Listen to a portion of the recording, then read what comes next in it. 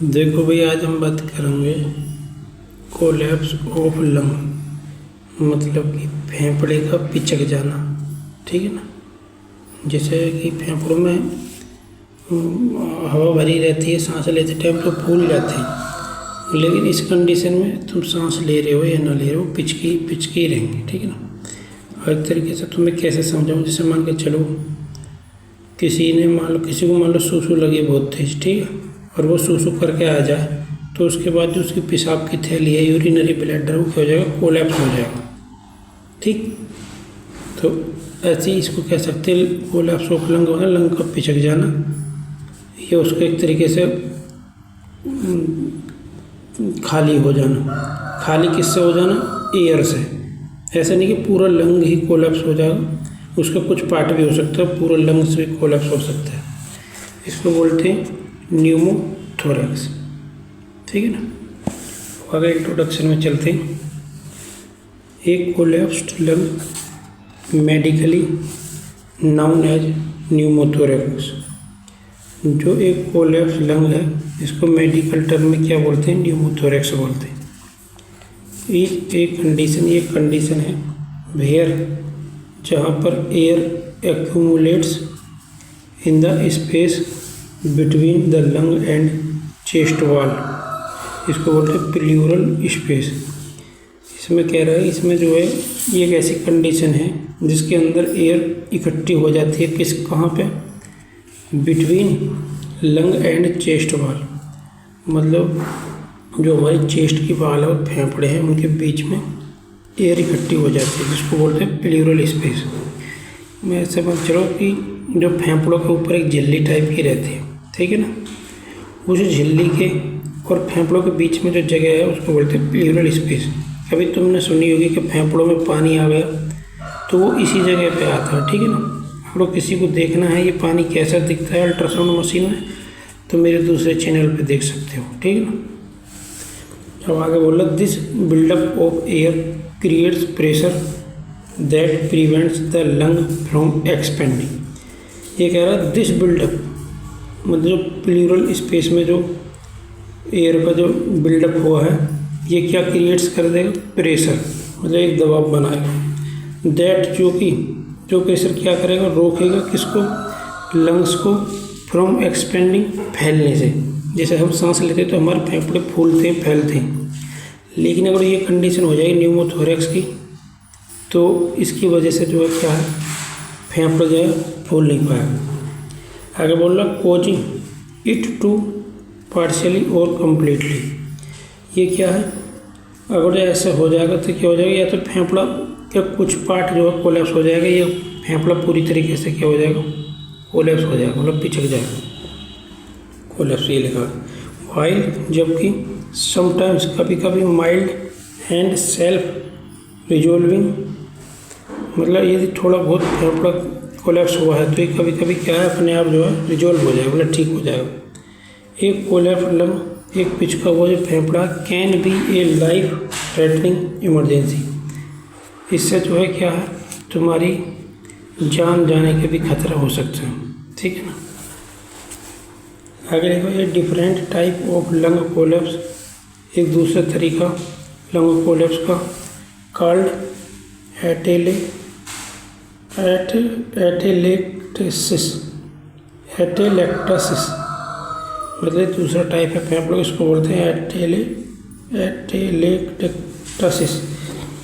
Occurs, ये कब बनता है, कब होता है? When the air sacs within the lungs deflate और fill with fluid usually due to airway obstruction. ये कंडीशन कब होती है? जब एयर सैक्स मतलब एल्वियोलाई क्या हो जाते हैं, विद इन द लंग, फेफड़ों के अंदर डिफ्लेट हो जाते हैं। डिफ्लेट का मतलब है शायद फूट जाते हैं या पिचक जाते हैं, या फिर फिल विद फ्लूइड, या फिर पानी से या पस से बढ़ जाते हैं। यूजुअली ड्यू टू, किसकी वजह से? Airway obstruction. जो नली हैं फेफड़ों में हवा ले जाने वाली, वो क्या है, वो बंद हो जाती हैं, अवरुद्ध हो जाती है, तो उसकी वजह से जो एल्वियोलाई है, एयर सैक्स क्या हो जाएंगे, पानी से या पस से या ब्लड से बढ़ जाएंगी या डिप्लेट हो जाएंगी। ये कहना चाह रहा है। ये दूसरा तरीका है लंग्स कोलैप्स का, और यहाँ से ऊपर को जो है ये पहला तरीका। ठीक, अब आ जाओ कोज, ये किस किस वजह से ये लंग कोलैप्स हो सकता है। तो सबसे पहले चेस्ट इंजरी, ट्रोमेटिक, ब्लंट और पेनेट्रेटिंग ट्रोमा। ब्लंट या पेनेट्रेटिंग ट्रोमा का मतलब कोई, पेनेट्रेटिंग का मतलब है सिर्फ फेफड़ों में तुम्हारे कोई लोहे की कील घुस गई हो या कोई लोहे की कोई रोड हो बारीक सी वो घुस गई हो, तो जब वो लंग्स के अंदर घुस जाएगी तो लंग्स की सारी हवा निकल जाएगी, जिससे लंग्स क्या है कोलैप्स कंडीशन में चला जाएगा। सच एज, देखो एक कार एक्सीडेंट, जैसे कार एक्सीडेंट में ये नाइफ बाउंड या चाकू की तुम्हारी वो घुस गई है, चाकू घुस गए तुम्हारे फेफड़ों में, पीछे किसी ने कमर में चाकू घुसते हो, और फ्रैक्चर्ड रिब या तुम्हारी पसली टूट गई हो, उसकी वजह से भी क्या है लंग्स कोलैप्स हो सकता है। कैन पंक्चर द लंग, देखो कह रही है ना ये क्या लंग्स को पंक्चर कर सकते हैं ये चीज़। जैसे मान लो पसली टूट गई तो पसली चुप के क्या फेफड़ों में घुस सकती है, फेफड़े में घुस गई तो फेफड़ा की सारी हवा निकल जाएगी। फेफड़ों तो एक तरह गुब्बारे की तरह है ना, उसमें सुई चबा दोगे तो सारी हवा निकल जाएगी। तो वही कंडीशन यहाँ बता रही है, चाकू घुस जाए, फ्रैक्चर हो जाए रिब्स का, या कार एक्सीडेंट में चेस्ट पे चक जाए, इन सब कंडीशन में क्या है ये हो सकता है कोलैप्स लंग हो सकता है। मेडिकल प्रोसीजर या लैट्रोजेनिक, मेडिकल प्रोसीजर में क्या कहते हैं, procedure like a lung biopsy, जैसे कि तुम कोई बायोप्सी ले रहे हो लंग के, और insertion of central line can accidentally cause a leak. Insertion of central line जिसका मतलब है जैसे कि तुम कोई प्लीवरल इफ्यूजन निकाल रहे हो या कुछ और बायोप्सी वगैरह ले रहे हो या कोई भी लोहे की चीज़ इंसर्ट कर रहे हो किसमें, चेस्ट में, तो हो सकता है धोखे से तुम्हारे फेफड़ों में चली जाएगी, एक्सीडेंटली कह रहे हो ना, जिससे क्या हो जाएगा फेफड़े तुम्हारा लीक कर जाएगा। लीक का मतलब उसके अंदर जो एयर वगैरह वो निकल जाएगी, फेफड़ा तुम्हारे पिचक जाएगा। स्पॉन्टेनियस, स्पॉन्टेनियस मतलब नो इंजरी मतलब अपने आप। प्राइमरी स्पॉन्टेनियस, इसमें दो टाइप के में स्पॉन्टेनियस, सबसे पहला है occurs in people without pre और लंग डिसीज। ये कब उत्पन्न होता है, occurs in people without pre और लंग डिसीज, मतलब जिनमें से पहले से कोई बीमारी ना हो रही हो, शायद ये कहना चाह रही है, उनके फेफड़ों में ये प्राइमरी स्पॉन्टेनियस हो सकता है। आगे बोलो ओपन इन टाल थिन इंडिविजुअल, अक्सर ही किन होते हैं जो लंबे लोग होते हैं और थिन होते हैं मतलब पतले होते हैं, उनमें ये हो जाता है, ठीक है ना, बिना किसी बीमारी के भी। टिपिकली एज 20 से 40, अक्सर कितने से 20 से 40 की उम्र में ये होता है। Due to the rupture of all small air bubbles, एक किस कंडीशन में होता है, रैप्चर हो जाती हैं क्या, ऑल स्मॉल एयर बबल्स, जो एयर की बबल्स हैं मतलब जो एल्वियोलाई हमारी क्या हो जाती हैं, रैप्चर हो जाती हैं, वो फूट जाती हैं, जिसकी वजह से लंग्स जो है कोलैप्स कंडीशन में चला जाता है। ठीक, सेकेंडरी स्पॉन्टेनियस देखें तो मतलब अपने आप खराब हुआ हो, अपने आप कोलैप्स हुआ हो लंग, तो ये दूसरा टाइप है उसका। Caused by underline lung disease, ये कब होगा, जब जिसको पहले से कोई फेफड़ों से रिलेटेड बीमारी चल रही हो। ठीक, सेकेंडरी स्पॉन्टेनियस में होता है, जो कि प्राइमरी में किसी को कोई बीमारी नहीं होगी फिर भी क्या हो जाएगा, लंग कोलैप्स हो जाएगा।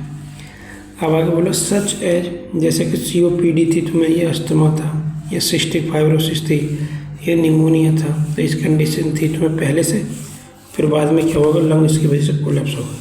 ठीक, अब ये है लंग डैमेज या डिसीज कंडीशन, ये वो कंडीशन है जिसमें क्या वीक हो जाएंगे क्या तुम्हारे लंग के टिश्यू, जो लंग के टिश्यू हैं वो कमज़ोर हो जाएंगे, जिससे फेफड़ा क्या अपने आप कहीं से फट जाएगा, लीक कर जाएगा। ठीक, आगे हाई प्रेशर एनवायरनमेंट, ये ऐसी स्कूबा डिविंग, ये नहीं पता क्या है, मैं नहीं जानता इसको, स्कूबा डिविंग और high altitude flying can trigger और कोलैप्स। स्कूबा डाइविंग का मतलब है शायद आसमान से जो हवाई जहाज में से कूदते हैं ना, वो हो सकती है। या हाई एल्टीट्यूड फ्लाइंग, या कोई बहुत ज़्यादा ऊंचाई पे उड़ रहा हो तो उसके में क्या हो जाएगी, लंग अपने आप क्या ट्रिगर हो जाएगा कोलैप्स होने के लिए, पिचक जाएगा। आगे लक्षण देख लेते हैं इसके। जब ये लंग्स कोलैप्स हो जाएगा तो कौन कौन सी भी लक्षण दिखाई देंगे। सडन चेस्ट पेन, अचानक क्या हो जाएगा, तुम्हारे चेस्ट में, छाती में दर्द हो जाएगा। शार्प मतलब तेज पेन होगा ऑन वन साइड, मतलब जिस साइड का फेफड़ा पिचकेगा उस साइड, और दोनों साइड के एक साथ पिचक गए तो आधे ही मर ही जाएगा, ठीक है ना। आगे लिख रहा विच ओफन, जो अक्सर क्या हो जाएगा, वर्ड्स का मतलब है जैसे हम कहते हैं कि उसकी हालत तो भाई बहुत ही ख़राब है, बद से बदतर है, तो उसके लिए करते हैं इस शब्द का यूज वर्ड्स में। आगे बोला विथ ब्रीथिंग और कफिंग, सांस लेने में और खांसने में जो है इसमें कंडीशन बहुत क्या हो जाएगी, ख़राब हो जाएगी और बहुत ज़्यादा पेन होगा एक साइड, ठीक है। इसको बोलते हैं सडन चेस्ट पेन, लक्षण है एक तरीके से।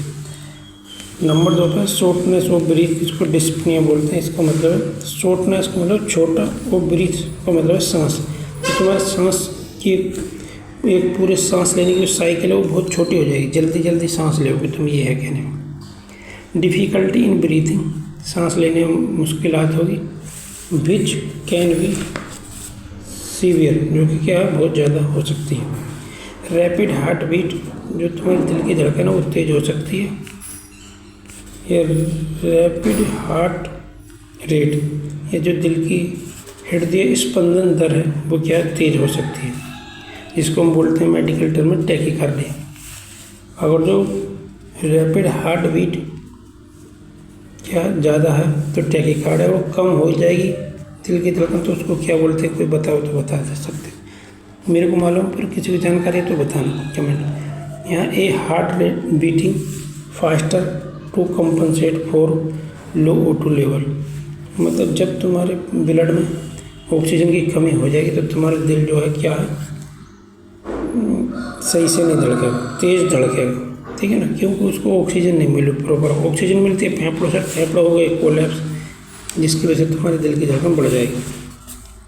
अब आगे है भाई रैपिड या शैलो ब्रीथिंग, मतलब कि इसमें तुम बहुत जल्दी जल्दी क्या सांस लोगे, ये कहनी चाह रही है। जैसे दिल की धड़कन बढ़ जाएगी वैसे सांस भी तुम क्या जल्दी जल्दी लेगे। वैसे इसकी जगह तो ये है कि शॉर्टनेस ऑफ ब्रीथ लगभग एक ही बात है।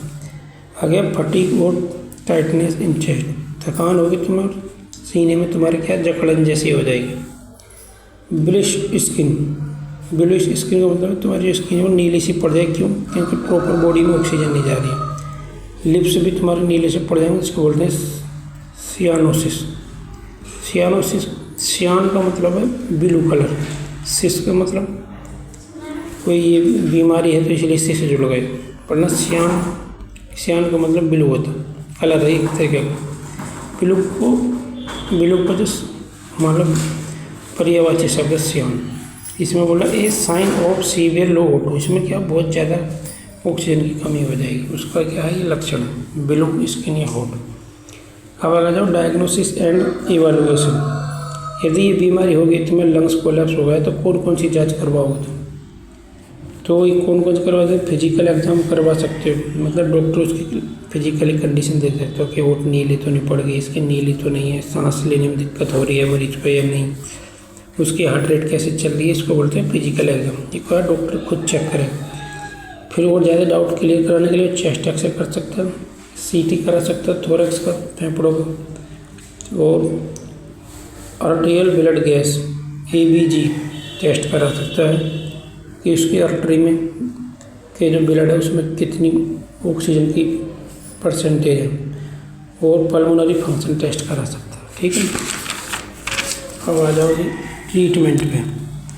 अगर ये बीमारी होगी कोलैप्स लंग की तो कौन ट्रीटमेंट में क्या क्या करेंगे। सबसे पहले ऑब्जर्वेशन, स्मॉल माइनर कोलैप्स में भी मॉनिटर, अगर छोटा मोटा लंग्स कोलैप्स है जो कम लेवल पे तो क्या हो सकता है may be monitored with follow-up access to allow the air to reabsorb on its own। इसको चाहो तो तुम खुद भी क्या है ठीक कर सकते हो। कैसे? मॉनिटर करके विद फॉलोअप करके, मतलब जैसे आज एक्सरा कराया उसमें थोड़े बहुत कंडीशन आई है कोलैप्स लंग की, फिर तुम 5-10 दिन अपनी तरफ से पूरी एहतियात बरतो, ऑक्सीजन हमारे एरिया में रहोगे और जो थोड़ी बहुत प्रैक्टिस है फेफड़ों को पकड़ने की वो करोगे, तो 10-15 दिन बाद देखोगे तुम तो उसके फेफड़ा कोलैप्स हुआ है थोड़ा बहुत, वो क्या है रीएब्जॉर्ब हो जाएगा ऑन इट्स ओन, अपने आप। ठीक है ना, कोई दवाई की ज़रूरत नहीं। नंबर 2 पे oxygen therapy, help speed of the absorption of the air. ये किस में हेल्प करती है? एब्जॉर्बेशन में, किसके? ऑफ द एयर के एब्जॉर्बेशन में। ठीक, आगे नीडल एस्पिरेशन, इसमें ए नीडल इज यूज्ड, इसमें एक नीडल यूज की जाएगी to drain the excess air, मतलब जो ज़्यादा एयर भर गई है उसको क्या है निकालने के लिए नीडल एस्पिरेशन करी जाएगी। फिर मेरी समझ में नहीं आ रही, जब लंग्स कोलैप्स हो जाता है तो उसमें एयर कहाँ रहेगी जो नीडल का एस्पिरेशन हम करेंगे। पर चलो इसमें लिख रही है तो होती होगी कुछ, ये लाइन कुछ हजम नहीं हो रही, यकीन नहीं आ रहा। हमें एक्सेस एयर तो जब एयर है ही ना तो एक्सेस एयर का तो कोई मतलब ही नहीं। आ गया chest tube drainage. Chest tube drainage में ए ट्यूब इज इंसर्टेड, एक ट्यूब क्या इंसर्ट की जाए किसमें? बिटवीन द रिब्स के बीच में, जो हमारी पसली रहती हैं तो देखो पसलियों के बीच में गैप से रहता है, तो उसी में को हम क्या है निडल इंसर्ट करेंगे टू अलाउ करेंगे एयर टू एस्केप, एयर को निकालने की कंटिन्यूसली, जब तक लगातार, अनटिल जब तक द लंग हील्स, लंग्स ठीक ना हो जाए एंड क्या री एक्सपेंड ना हो जाए। ठीक है ना, ये समझ में यार बात कुछ गड़बड़ लग रही है। ये मैं कह रहा हूँ कि continuously until the lung heels and re expand. हम एयर को क्यों एस्केप करेंगे? एयर में हवा भरें तब तो सही भी है कोई ट्यूब डाल के, पर इसमें बोल रहा है एस्केप। एस्केप को मतलब बताना कोई क्या होता है हिंदी में? एस्केप का मतलब फेफड़े में यहाँ हवा भरने के लिए बोला या फेफड़े से हवा निकालने के लिए बोला? फेफड़े में हवा भरने के लिए बोला तब तो सही है यार ये बात सुन, लेकिन फेफड़ों में से हवा निकालेंगे क्यों? फेफड़ा तो ऑलरेडी पिच का हुआ। ठीक है ना, अब चलो देखते हैं फिर सर्जरी में क्या VATS, इसका मतलब वीडियो असिस्ट थोराकोस्कोपिक।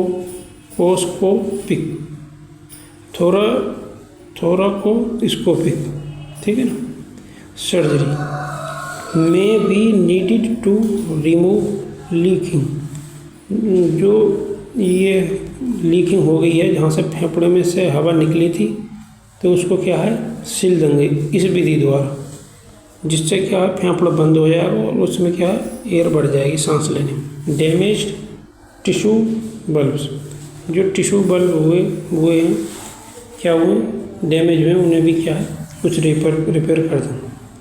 कभी कभी तुमने देखा कुछ मरीजों को अपने आप बिना खांसी आए भी ब्लड आता रहता, तो उनके भी ये इस विधि द्वारा ऑपरेशन किया जाता है। ठीक है, मेरे पापा को आता है ब्लड, तो डॉक्टर ने बोली थी कि इनका ऑपरेशन होगा, तो समझ लो वो इसी विधि से ऑपरेशन करने कह रहे थे, 1 लाख रुपए मांग रहे थे। आ गया प्लूरोडेसिस, इसमें chemical is introduced into the chest, इसमें केमिकल इंट्रोड्यूस किया जाएगा किसमें? तुम्हारी चेस्ट में कैविटी में, एंड सील द लंग, और सील कर देगा किसको? लंग को, जहाँ से तुम्हारे फेफड़े लीकेज हुआ था उसको क्या बंद कर देगा। टू चेस्ट वाल को, और क्या हो जाएगा प्रिवेंटिंग फ्यूचर कोलैप्स, और आगे फेफड़ा तुम्हारा कोलैप्स ना हो उसको क्या है प्रिवेंट कर देगा। तो हमने इसमें क्या क्या देख ली, ट्रीटमेंट देख लिया। ठीक, डायग्नोसिस देख ली, मतलब कौन कौन सी जांच करानी है हमें इस बीमारी में वो देख ली, क्या क्या लक्षण दिखाई देंगे बॉडी में वो देख लिया, और इसके क्या कारण देख लिए, किस किस वजह से ये बीमारी होती है, और इंट्रोडक्शन देख लिया।